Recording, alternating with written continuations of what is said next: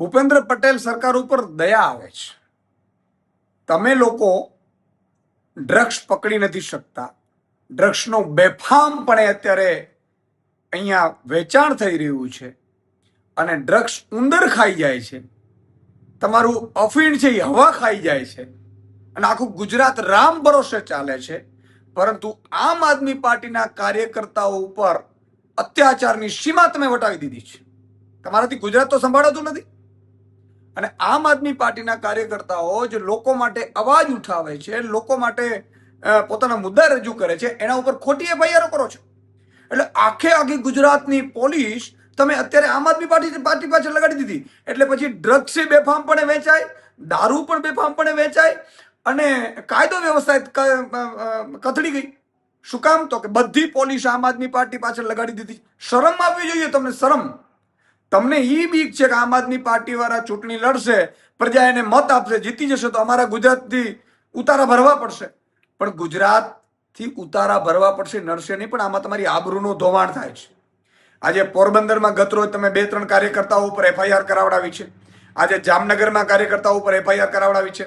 તમે જામનગરમાં અમારા જે સહયોગી મિત્રો છે એમના ઉપર તમે ખોટી એફઆઈઆરો કરાવીને એને જેલમાં બેસાડી દીધા છે. તમે સુરેન્દ્રનગરમાં જે લોકોનો અવાજ બનતા હતા કમલેશ કોટેચા આખી ટીમ, એમના ઉપર ખોટી એફઆઈઆરો કરી છે. આખા ગુજરાતમાં છેલ્લા લગભગ 1 મહિનાની અંદર 50થી વધુ એફઆઈઆરો અમારા આમ આદમી પાર્ટી ઉપર ના કાર્યકર્તાઓ ઉપર તમે કોઈ ને કોઈ ખોટા કેસોમાં કરી છે. શરમ આવવી જોઈએ. કાયદો ને વ્યવસ્થામાં તમે પોલીસનો પણ દુરુપયોગ કરો છો અને તમને એટલો બધો ડર લાગે છે તમને આમ આદમી પાર્ટીનો કે તમે ખાખીને આગળ કરી દો છો અને ખાખી પાછળ તમે એટલું ખોટું કરાવડાવો છો, બુટલે કરીને આન તેન, એટલે એને ફરજિયાત કરવું પડે છે. પોલીસને પણ મારે કહેવું છે કે તમે પણ બંધારણના સોગંદ લઈને આવ્યા છો, ખોટા કેસો કરો છો, તમારી આત્માઓ તમને મંજૂરી આપે છે. બહુ ગજબ કહેવાય. એટલે મહેરબાની કરીને એટલું જ અત્યાચાર કરજો કે તમે સહી શકો. બરોબર છે? કર્મ કોઈને છોડતો નથી.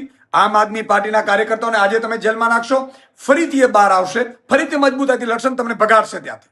અને ગુજરાતની જનતાને પણ કહેવા માંગુ છું કે આ રાવણ અને કંસની ઓલાદ જેવી આ સરકારને વહેલી તકે છોડાવવા માટે, એની ઝાડમાંથી છોડાવવા માટે અમે એક થઈને લડી રહ્યા છીએ. અમારા ઉપર અત્યાચાર થશે, પોલીસ લાઠીચાર્જ કરશે, ખોટા કેસ કરશે, જેલમાં જવું પડશે, અમે ડરીશું નહીં. પણ આગામી તાલુકા જિલ્લાની ચૂંટણી આવે, તમે મહેરબાની કરીને જ્ઞાતિ જાતિ ધર્મ વેચાય વગર ઝાડુનો બટન દબાવજો અને આ કંસની રાવણની સરકારને દૂર કરજો.